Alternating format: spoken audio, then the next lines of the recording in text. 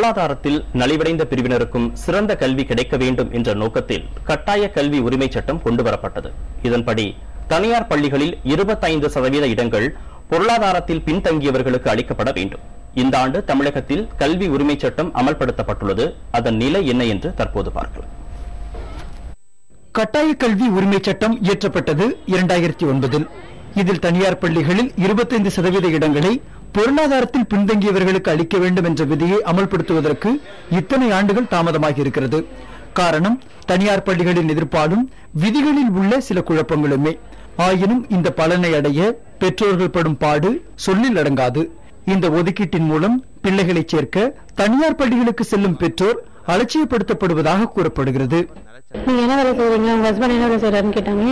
எங்க ஹஸ்பண்ட் என் கூட நான் வீட்டு வேலை செய்யறேன் அப்படின்னு சொன்னேன். வீட்டு வேலை செய்யணும், உங்களுக்கு மாசத்துக்கு எவ்வளவு 2000 வச்சு குடும்பம் பண்ணிடுவீங்களா? உங்களுக்கு இவ்வளவு பெரிய ஸ்கூல் வேணுமா? ஒரு வருஷத்துக்கு 24,000 போட்டு இன்கம் எடுத்து வந்திருக்கீங்க. 24,000 வச்சுட்டு இந்த ஸ்கூல்ல அட்மிஷனோட ரேட் தெரியுமா உங்களுக்கு? இந்த ஸ்கூல் அட்மிஷனோட வேல்யூ உங்களுக்கு தெரியுமா அப்படின்னு சொல்லி கேட்டு வந்தாங்க.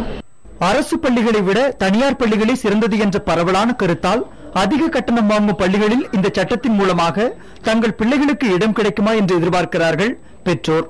ஆனால் இவர்களுக்கு மிஞ்சுவது ஏச்சுகளும் பேச்சுகளும் தான் என்கின்றனர் அவர்கள். கவர்மெண்ட் சொல்லவே நாங்க போனோமே, கவர்மெண்ட் சொல்ல நாங்க ஸ்கூல் போக வேண்டிய அவசியம் எங்களுக்கு கிடையாது. நான் 2000 மாதத்துக்கு சம்பாதிக்கிறேன், அதனால இந்த ஸ்கூல் செட் ஆகாதுன்னு சொல்றேன். நான் சின்ன ஸ்கூலுக்கு சேர்த்துப்பேன். இப்ப கவர்மெண்ட் சொல்லிச்சு எல்லாருக்கும் ஒரே இதுதான் 25% வேணா ஒதுக்கிட்டு தராங்க, நீங்க போங்க தருவாங்கன்னு சொல்லவே நாங்க போனோமே. பொருளாதாரத்தில் பின்தங்கிய குடும்பங்களைச் சேர்ந்த மாணவர்களுக்கு கிடைக்கக்கூடிய கல்வி வாய்ப்பை பிரகாசப்படுத்த அரசு தன் பங்கிற்கு நடவடிக்கைகளை எடுத்து வருகிறது. இதற்காக தனியார் பள்ளிகளில் 25% ஒதுக்கீடு அமல்படுத்தப்படுகிறதா என்றும் அரசு அவ்வப்போது ஆய்வுகளை மேற்கொண்டு வருகிறது. இதற்கு பலன் கிடைக்க வேண்டும் என்பதுதான் பல பெற்றோர்களின் எதிர்பார்ப்பாக இருக்கிறது. புதிய தலைமுறைக்காக செய்தியாளர் அபிநயாவுடன் மரிகிறீர்கள். கட்டாய கல்வி உரிமை சட்டத்தின் கீழ் தனியார் பள்ளிகளில் நலிவடைந்தோருக்கான 25% இடஒதுக்கீட்டை பெற்றோர் பயன்படுத்துவதில் பல நடைமுறை சிக்கல்களும் உள்ளன. அந்த சிக்கல்கள் என்ன என்று இப்போது பார்க்கலாம். கட்டாய கல்வி உரிமை சட்ட விதிகளின்படி தனது குடியிருப்பிலிருந்து 1 கிலோமீட்டருக்குள் இருக்கும் பள்ளிகளிலேயே விண்ணப்பிக்க முடியும். பெரும்பாலான கிராமப்புறங்களில் 1 கிலோமீட்டருக்குள் எந்த தனியார் பள்ளியுமே இல்லாததால் கிராமவாசிகள் பலரால் இந்த சட்டத்தை பயன்படுத்திக் கொள்ள முடியவில்லை. மத்திய அரசு இந்த கட்டாய கல்விங்கிற ஒரு சட்டத்தை கொண்டு வந்தோம். என்னை மாரி ஏழ்மை நிலையில் உள்ளவங்க அது யூஸ் இல்லாமல் இருக்குது. இந்த 3 கிலோமீட்டருங்கிற ஒரு வரைமுறை ஒரு தாலுகா லெவலில் விரிவுபடுத்தினா அந்த சட்டம் ரொம்ப பயனுள்ளதாக இருக்கும். ஏழை மாணவர்களும் ரொம்ப பயனுள்ளதாக இருக்கும்.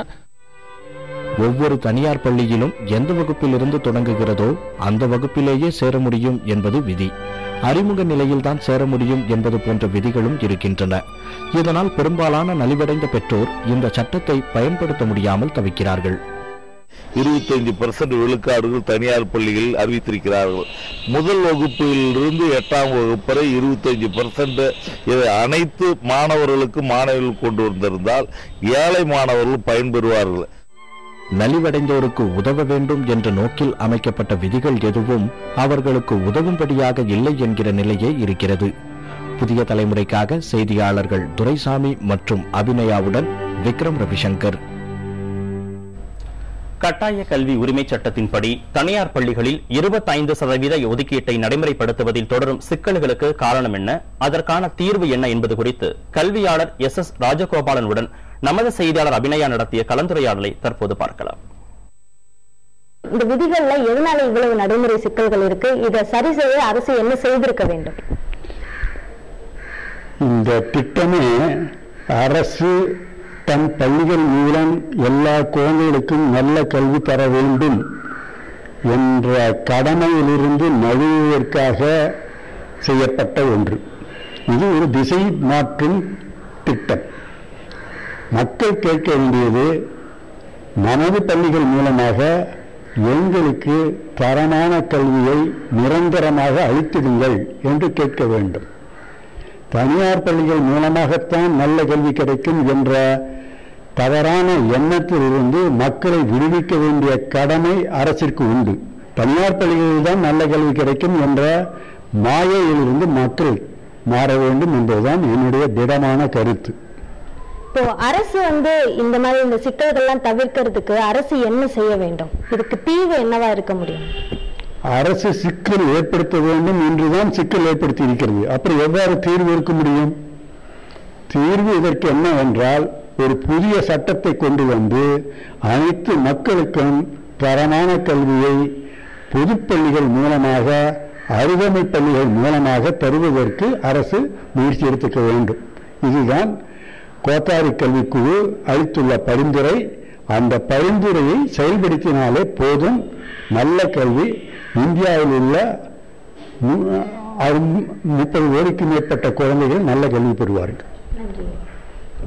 மாணவர்களை தனியார் பள்ளிகள் பக்கம் அரசு அனுப்பாமல் அரசு பள்ளிகளிலே அவர்களுக்கு தரமான கல்வியை அளிக்க வேண்டும் அப்படின்றதா திரு ராஜகோபாலன் அவர்களுடைய கருத்தாக உள்ளது.